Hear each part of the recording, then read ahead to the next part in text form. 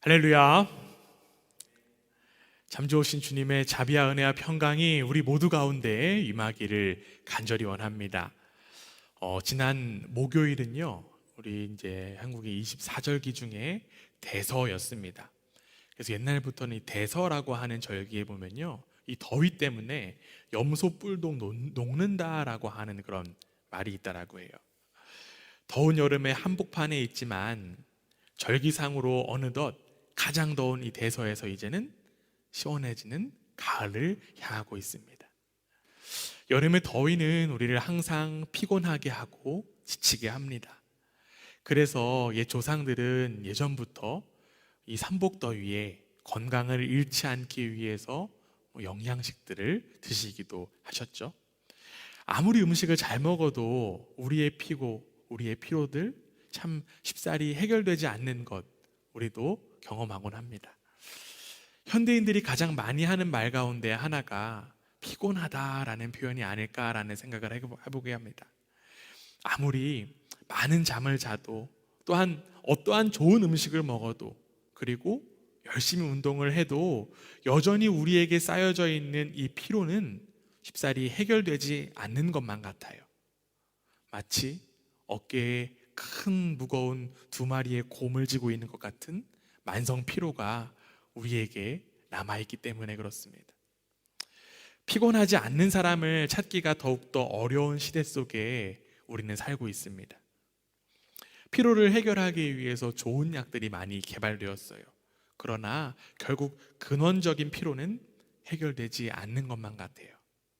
매우 피곤한 몸과 마음이지만 그럼에도 불구하고 하나님을 만나고자 예배의 자리에 나온 여러분의 발걸음이 참으로 귀합니다. 이 시간 함께 진리의 말씀을 나눌 때 주님께서 주시는 새 힘으로 힘차게 일어나는 우리 모두가 되기를 주님의 이름으로 간절히 원합니다. 그렇다면 우리는 왜 이렇게 피곤에 둘러싸여서 사는 것일까요? 주머니 속에 들어있는 그 전화기가 나도 모르는 그 사이에 무언가를 하느라 배터리를 자꾸 소모하듯이 우리는 가만히 있어도 피로감을 느끼곤 합니다. 우리가 감당해야 할 일이 너무나도 많기 때문도 있지만 각자의 자리에 맡겨진 일을 감당하는 것뿐만 아니라 신경을 써야 되는 일들도 참 너무나도 많아요. 빠르게 흘러가는 이 시대 속에서 살아가다 보니 어느덧 자꾸 우리는 촉각을 세워야만 합니다. 이 촉각을 세우지 않으면 무언가 뒤처지는 것만 같은 그런 느낌이 들기 때문에 그렇죠. 또한 감당해야 되는 일들, 계획했던 것처럼 잘 되면 참 좋겠지만 여러분 어떻습니까? 어느 하나 우리의 계획대로 되는 것들 없는 것만 같아요. 우리 학생들은 학업, 진로, 더 나아가 생계의 문제까지도 신경을 써야 되고요. 또한 직장인들은 업무, 가정 그리고 또한 인간관계까지도 관심을 가져야 하는 그러한 상황 속에 놓여 있습니다. 어쩌면 우리는 너무나도 많은 것을 신경을 쓰며 살고 있기 때문에 피로에 노출된 것은 아닌지 돌아봅니다. 그러다 보니 아무것도 하기 싫은 번아웃 상태에 놓이곤 합니다. 그렇다고 해서 아무것도 하기 싫다라고 해서 정말 아무것도 하지 않는다라고 하면 이 시대 속에서 정말 뒤처질 것 같은 그런 위기감이 몰려오곤 하죠. 특별한 묘수가 없는 이러한 매우 피곤한 상황이 계속되고 있는 이 위기의 상황, 우리의 모습 아닐까요? 오늘 우리가 함께 읽은 이 이사야의 말씀에서도 피곤에 지친 이들이 나옵니다. 그들은 바로 바벨론의 포로로 끌려간 이스라엘 백성들이었습니다. 이스라엘은 바벨론과의 전쟁에서 패배하고 포로로 잡혀가거나 떠돌이가 되어서 세상을 떠돌게 되었어요. 삶의 터전을 잃어버린 이들은요, 희망이 어느 하나 없었습니다. 고통 속에 있는 이들이 할 수 있는 건 무엇이었을까요? 원망 그리고 탄식밖에는 없었습니다. 그래서 이들의 모습을 이사야는 이렇게 지금 표현하고 있습니다. 오늘 우리가 함께 읽었던 말씀 27절의 하반절인데요, 우리 함께 한번 읽어보겠습니다. 함께 했습니다. 시작. 내가 이르기를, 거기서부터 읽을게요. 시작. 내가 이르기를 내 길은 여호와께 숨겨졌으며 내 송사는 내 하나님에게서 벗어난다. 이스라엘은 하나님께서 자신들의 사정을 모르시고 정당한 권리를 지켜주지 않는다라고 지금 원망하고 있습니다. 그런데 여러분, 이 원망의 모습 낯설지만은 않은 것 같아요. 우리도 이러한 의문과 실망과 원망을 시시때때로 하곤 하기 때문에 그렇습니다. 눈앞에 처한 상황과 현실 속에 피곤하고 지친 마음으로 하나님을 향해서 우리는 이렇게 고백하곤 해요. 하나님께서 살아계시다면 내 인생 도대체 왜 그렇습니까? 하나님 혹시 날 버린 것 아니십니까? 왜 도대체 나에게만 이런 일을 자꾸 일어나는 것일까요? 불의한 자들이 세상에서 잘되고 번성하는 모습을 보면서 그들처럼 악행을 일삼지 못하는 것을 후회하기도 하고 하나님을 믿게 된 자신을 자책하기도 합니다. 정의와 공평의 하나님은 도대체 어디에 계시는지 모르겠다라고 하는 그 원망이 먼저 나오는 그런 모습, 우리에게 익숙합니다. 그러다 보면 진정 하나님은 살아계시는가? 내가 믿는 하나님은 왜 이렇게 무능한가? 라고 하는 의문이 되는 것도 사실입니다. 이러한 원망과 불평 그리고 의문 속에 우리의 이목을 집중하게 만드는 뚜렷한 무언가가 있습니다. 우리는 자연스럽게 그 뚜렷한 강력한 힘을 바라보곤 합니다. 하나님보다 조금 더 직접적으로 우리의 삶에서 영향을 미치는 것처럼 느껴지는 것들, 우리는 자연스럽게 바라보게 된다는 거예요. 무엇들이 있습니까? 돈이 있겠고요, 또한 권력이 있겠고요, 수많은 물리적인 힘들이 있어야지 이 세상을 살아남을 수 있다라고 여기는 그 풍조 속에 우리는 자연스럽게 흘러 들어간다라는 것입니다. 그리고 그것들을 갈망하고 열망합니다. 종교개혁자 마틴 루터는 이렇게 이야기합니다. 당신의 마음이 집착하고 신뢰하는 것이 무엇이든 그것이 진정한 당신의 신이다. 즉 우상을 신뢰하고 집착하게 된다라고 하는 것입니다. 삶의 피곤함과 곤고함으로 인하여 하나님을 원망한 이들은 자연스럽게 다른 것을 열망해요. 그리고 그것들을 신뢰하고 집착합니다. 즉 우상을 숭배하고 우상을 예배하게 된다라는 거죠. 바벨론에 점령당하고 포로로 끌려간 그 이스라엘 백성들도 이와 똑같은 모습이었습니다. 고대의 사고방식에 따르면요, 바벨론에 의해서 멸망당한 그 이스라엘 백성들이 생각할 때 이스라엘이 믿고 있던 여호와 하나님보다 바벨론의 신이 더욱더 강력하다라고 생각하던 것이 그 당시의 풍조, 그 당시의 사고였습니다. 이스라엘에 믿는 이스라엘의 신 여호와 하나님이 더욱더 약하게 느껴졌다라는 거예요. 그래서 이스라엘 백성들 가운데에는 하나님의 능력을 의심했고 또한 바벨론 우상의 유혹에 흔들린 이들이 생겨나기 시작했습니다. 그들이 믿는 신이 자신들을 더욱더 풍요롭고 안전하게 해줄 것이라고 하는 그 착각에 빠져서 하나님을 저버리는 일들이 발생하게 되었습니다. 우리는 우상을 숭배하면 안 된다라고 하는 그 말씀을, 그 이야기를 너무나도 잘 알고 있어요. 그 말씀 어디에 가장 많이 나오죠? 어디에 뚜렷하게 나오죠? 우리가 잘 알고 있는 십계명에 나옵니다. 십계명의 제일 첫 계명, 너는 나 외에는 다른 신들을 내게 두지 말라 라고 하는 이 계명, 우리뿐만 아니라 이스라엘 백성들은 더욱더 잘 알았을 것입니다. 그들이 가장 중요하게 여겼던 가치와 정신이었을 거예요. 그러나 이들은 자신들의 풍요와 안녕을 위하여서 그들이 중요하게 여겼던 가치를, 즉 신앙을 버리게 되었습니다. 지금 방금 제가 읽었던 이 1계명, 너는 나 외에는 다른 신들을 내게 두지 말라라고 하는 이 표현에서 여기 너는 나 외에는 이라고 하는 표현을 조금 더 집중해 보면 이 나 외는이라고 하는 이 표현은요, 히브리어 원어로 알파니일이라고 합니다. 근데 알파니일은요, 어떤 의미로 좀 나눠줄 수 있냐면, 알이라고 하는 것은 앞에라고 하는 의미고요, 파니힐은 얼굴입니다. 그렇다면 정리하면 어떻게 될까요? 너는 내 얼굴 앞에 다른 것들 두지 말라라는 거죠. 즉, 우상 숭배는 우리와 하나님 사이에 다른 무언가가 있다라는 것을 의미합니다. 여러분, 우리가 지금 뭐 많이 없지만 옆에 사람 한번 얼굴 봐보시기 바랍니다.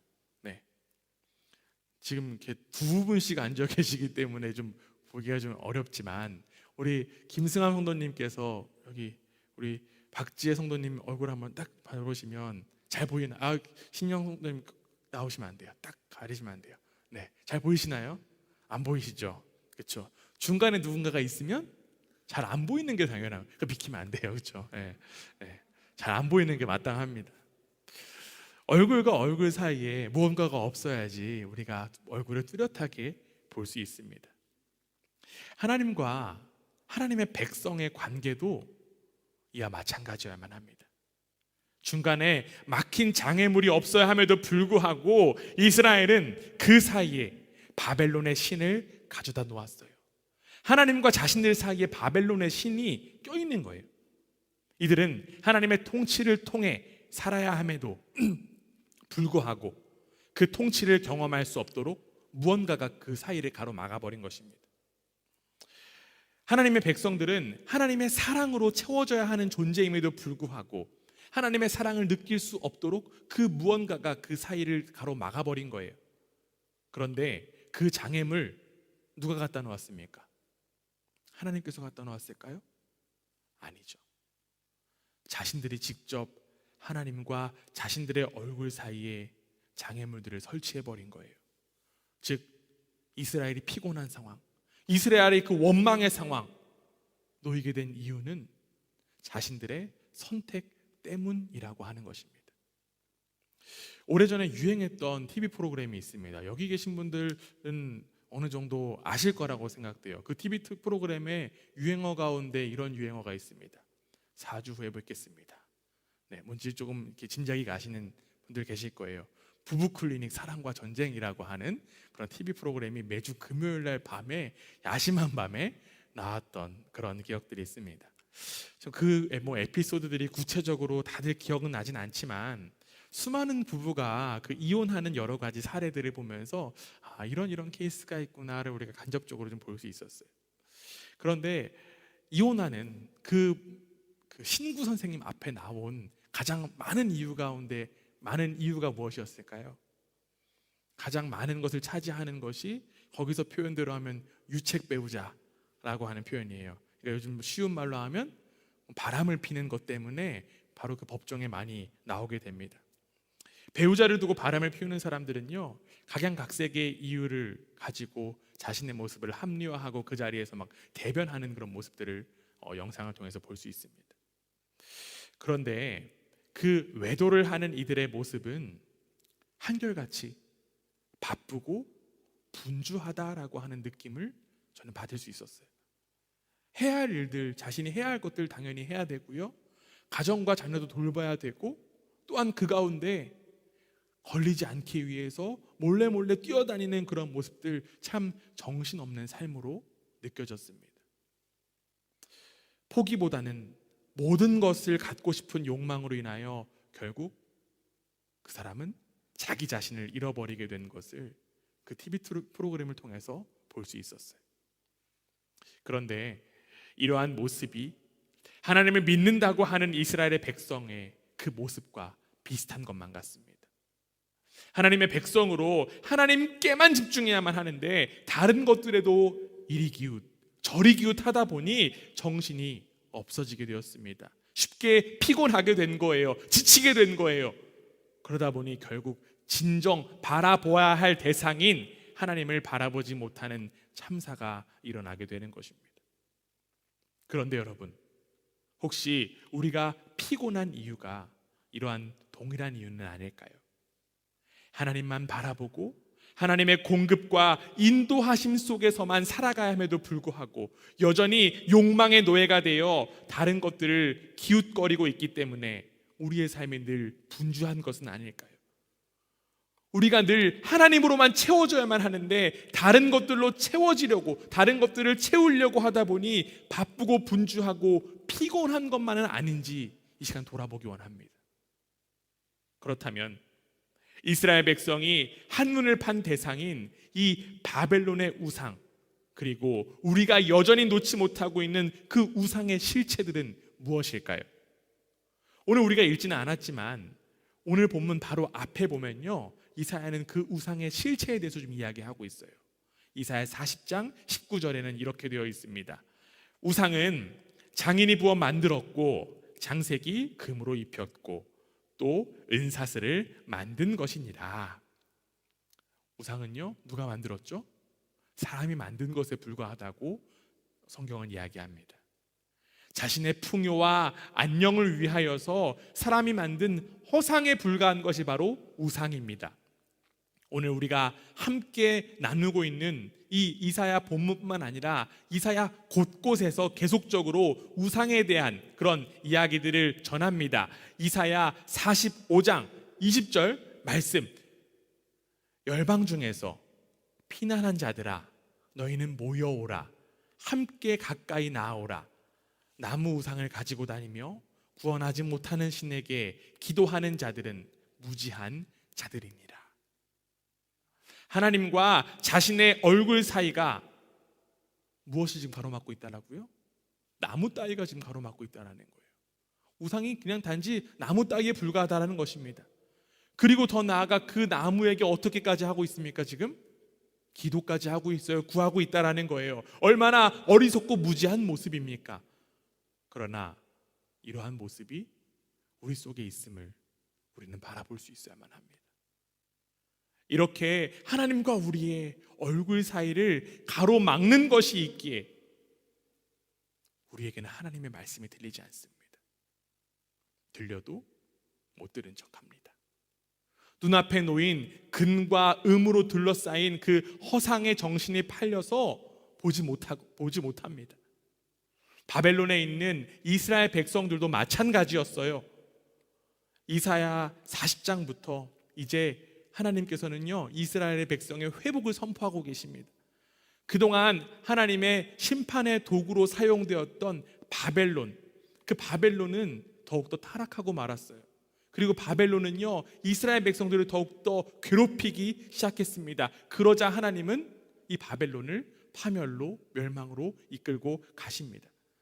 이제 이스라엘 백성들은 하나님의 회복의 역사, 회복의 말씀을 듣고 그 회복을 바라보며 바벨론을 나가기만 하면 돼요. 그러나 안타깝게도 이스라엘 백성들은 그 회복을 바라보지 못했습니다. 자신들을 지켜줄 것이라고 여겼던 그 나무 따위에 정신이 팔려서 출 바벨론의 명령을 들을 수 없었고 하나님의 그 회복의 말씀에 순종할 수 없었습니다. 이러한 안타까운 모습, 그 모습이 우리의 모습이 되지 않기 원합니다.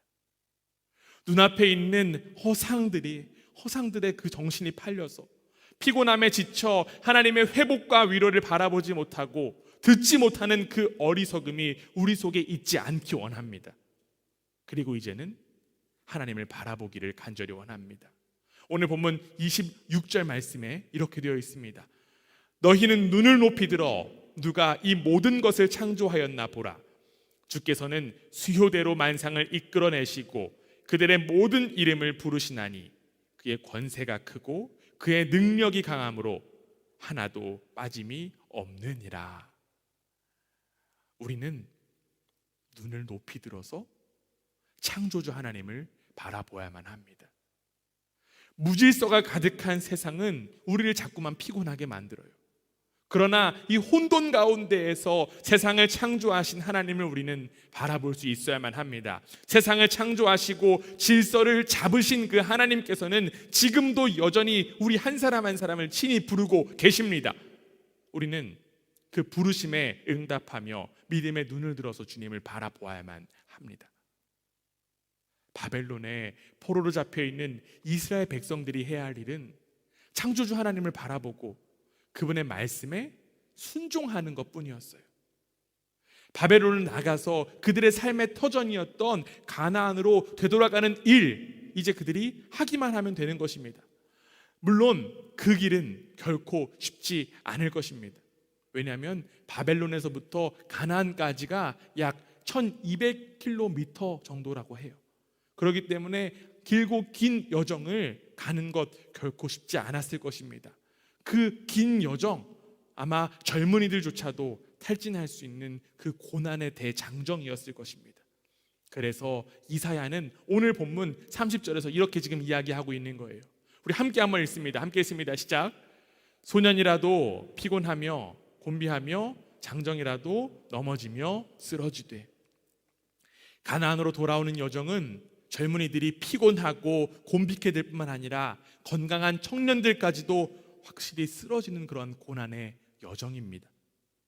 이미 바벨론에서 지치고 피곤한 이들에게 귀환의 도전은 결코 쉽지 않은 발걸음이었을 것입니다.